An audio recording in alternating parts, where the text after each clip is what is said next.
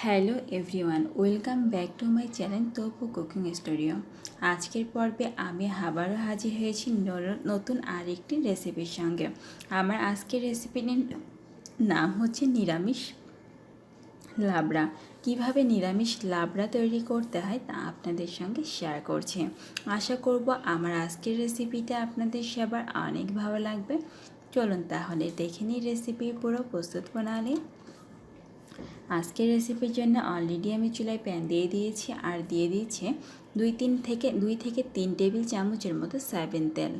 অবশ্যই তেলটা হালকা গরম করে নিয়ে আমি এখন এর মধ্যে দিয়ে দিচ্ছি 1/4 চা চামচের মতো পাঁচফোড়ন।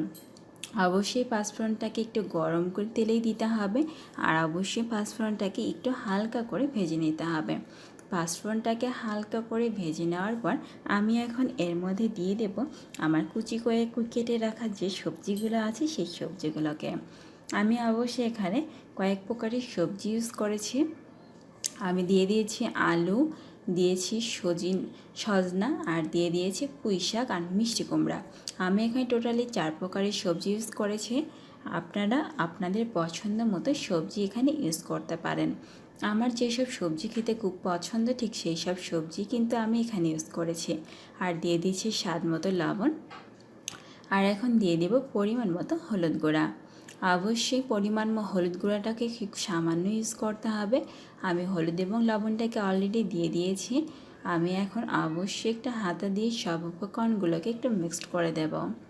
আমি সব উপকরণকে এভাবে হাতা দিয়ে মিক্সড করে দিয়েছি।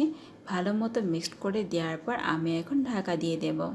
ঢাকা দিলেই কিন্তু ঢাকা দেওয়ার আগে আমি একটু পানি দিয়ে দিচ্ছি 1/2 কাপের মতো, যাতে আমার সবজিগুলো খুব দ্রুত সিদ্ধ হয়ে যায়। পানি দেওয়ার পর আমি এখন ঢাকা দিয়ে দিয়েছি মিনিমাম 5 মিনিটের জন্য। 5 মিনিট পর আমি এখন ঢাকা তুলছি। দেখুন আমার সবজি থেকে এখন অনেকটা পরিমাণ পানি বের হয়েছে আর সবজিটা কিন্তু এখনও অনেকটা সিদ্ধ হয়নি। আমি আবারও কিন্তু ঢাকা দিয়ে দেব যাতে আমার সবজিগুলো খুব দ্রুত সিদ্ধ হয়ে যায়। আমি কিন্তু অবশ্যই ঢাকাটা তুলে ফেলেছি। দেখুন আমার ঢাকাটা তুলে ফেলেছি। এভাবে চাপ দিয়ে দিয়ে আমি এখন মিষ্টি কুমড়াকে ভেঙে দিয়েছি আর আমার সবজিতে কিন্তু এখন অনেকটা পানি রয়েছে। আমি অবশ্যই এখন টাইম নিয়ে পানিটা শুকাতে থাকবো, এই জন্য আমি আবারও ঢাকা দিয়ে দিচ্ছি। আমি কিন্তু অবশ্যই ঢাকা আবারও তুলে ফেলেছি। দেখুন আগের চেয়ে আমার পানিটা কিন্তু অনেকটা শুকিয়ে গেছে আর সবজিটা কিন্তু একদমই সিদ্ধ হয়ে গেছে। এটা দেখে বুঝে নিতে হবে আমার সবজিটা অবশ্যই সিদ্ধ হয়ে গেছে। আমি এখন আর ঢাকা দেব না। এভাবে আমি মিনিমাম 3 থেকে 4 মিনিট এখন এভাবে সবজিটাকে কুক করতে থাকবো। তাহলে আমার সবজিটা রান্না করা একদমই রেডি হয়ে যাবে।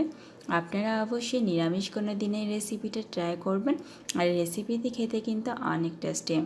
অবশ্যই এই রেসিপিটা আপনারা ভাত, রুটি, পরোটা যে কোনো কিছুর সঙ্গে ট্রাই করতে পারেন, কারণ আপনি যার সঙ্গেই খান না কেন এই রেসিপি খেতে কিন্তু অনেক টেস্টি লাগবে। আমি এখন ধীরে ধীরে এভাবে সবজিটাকে কুক করতে থাকবো।